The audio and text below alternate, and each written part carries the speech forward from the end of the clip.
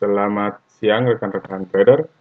Bertemu lagi dengan Eko Trijuni dari Forex CMF dalam weekly outlook ya. Seperti biasa setiap hari Senin kita akan membahas data fundamental dan peluang yang mungkin bisa kita dapatkan selama satu pekan ke depan berdasarkan outlook teknikalnya.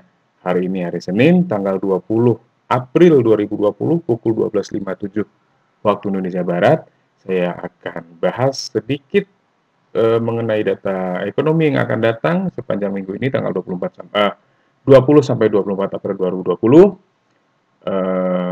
Berikut nanti kita akan bahas outlook teknikalnya.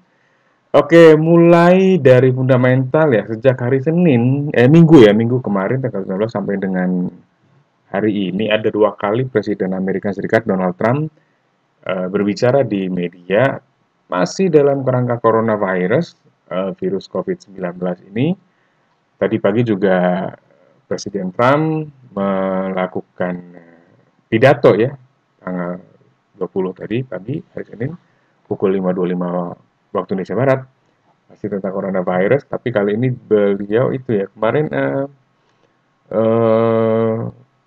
mengeluarkan dalam tanda kutip ancaman ke Cina apabila terbukti ternyata mereka dengan sengaja menyebabkan pandemi COVID-19 ini. Oke, agak politis sekali memang, tapi ya nggak tahu lah, kita lihat bagaimana nanti. Yang jelas nanti yang disoroti oleh market adalah langkah-langkah kebijakan yang akan diambil oleh pemerintahan Amerika Serikat untuk mengatasi dampak virus corona terhadap ekonomi. Jadi sejauh ini mereka sudah potong suku bunga berkali-kali, kemudian juga meluncurkan stimulus dalam jumlah besar. Walaupun kalau kita lihat US dollar cenderung stabil ya dalam minggu kemarin terutama.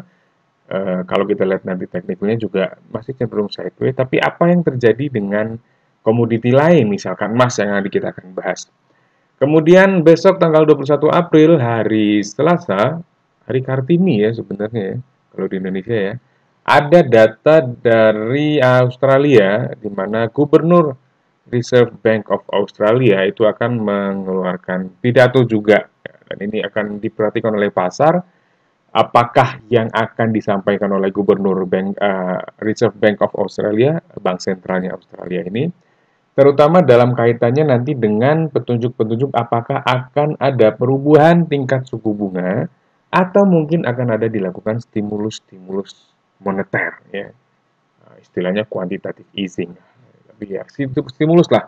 Ya tentu dengan kaitannya untuk mengantisipasi dampak virus corona atau COVID-19 ini terhadap perekonomian Australia. Kita lihat besok pukul 12 siang waktu Indonesia Barat. Lalu hari Rabunya tidak ada data high impact yang terjadwal, tapi kita perlu waspada ya, karena tiba-tiba nanti bisa akan ada data ekonomi atau event yang muncul tanpa jadwal. Paling sering itu adalah pidato Presiden Trump, itu paling sering muncul tanpa jadwal itu. Kemudian beberapa kali di bulan yang lalu kita bisa melihat ada Fed melakukan pemangkasan suku bunga tanpa jadwal juga mendadak mereka lakukan. Jadi tetap harus kalau Anda mau melakukan analisa fundamental tetap harus keep in touch dengan berita. Kemudian tanggal 23 April hari Kamis ada banyak rangkaian data ekonomi high impact dari kawasan Eropa, Eurozone sampai Amerika Serikat. Jadi data dari Eurozone ada, kemudian data dari Inggris ada, ditutup hari Kamis itu nanti dengan data dari Amerika Serikat. Kita bahas pertama, ada data services PMI dari Eropa, kawasan Euro, kemudian data Jerman juga, manufacturing dan service PMI.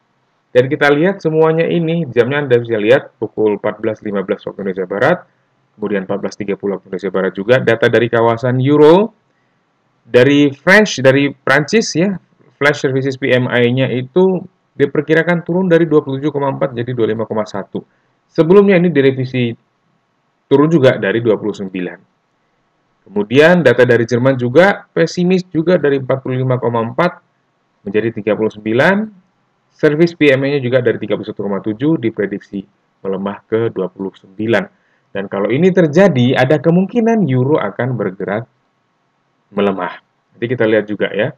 Kemudian data dari Inggris, Flash Manufacturing PMI dari 47,8 diperkirakan turun ke 42,5. Sementara Flash Service PMI juga dari 34,5 turun diperkirakan ke 29,6. Ini berarti juga akan berpotensi memberikan tekanan bearish pada pound sterling.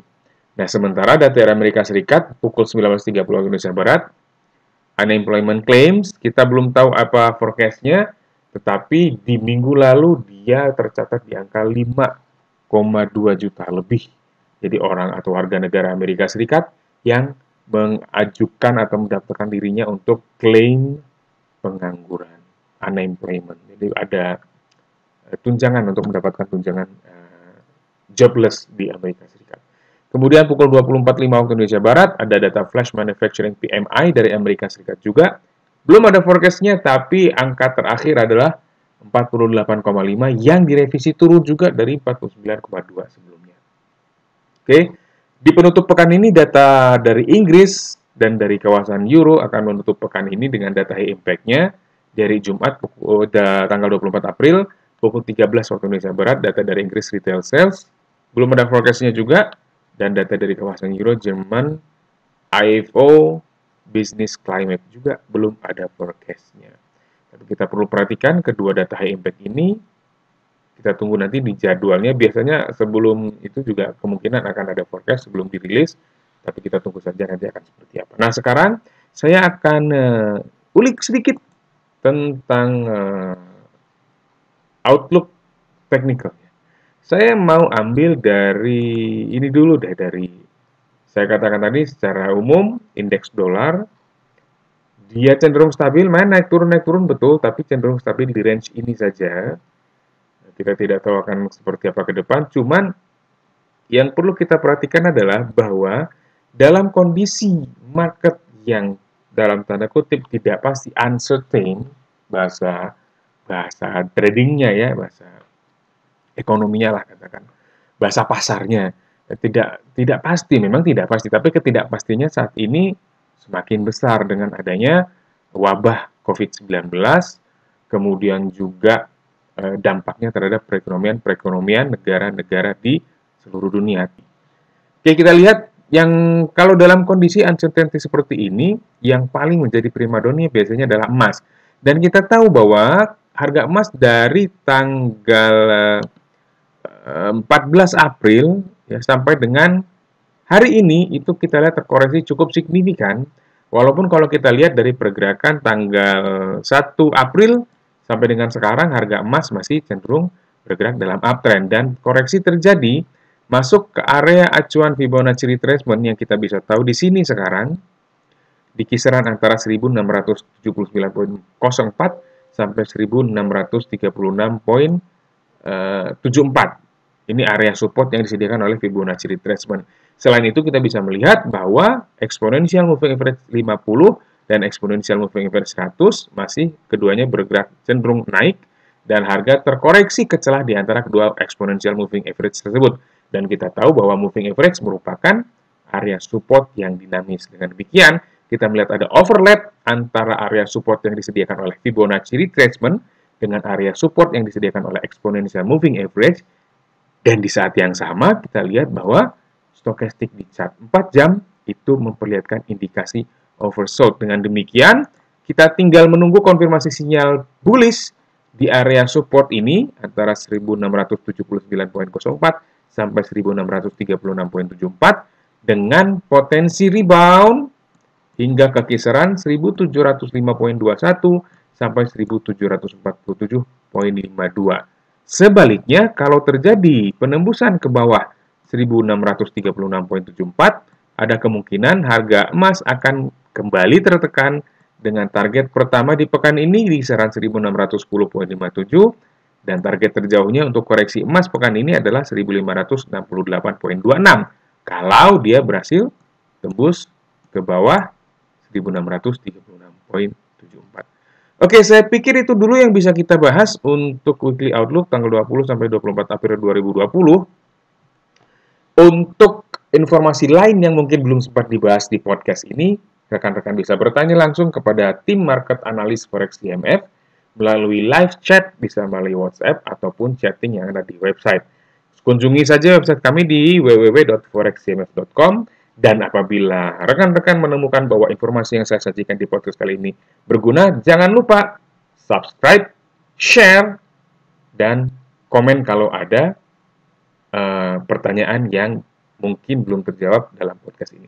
Dan jangan lupa juga klik like. Oke, terima kasih. Selamat berjuang, rekan-rekan trader.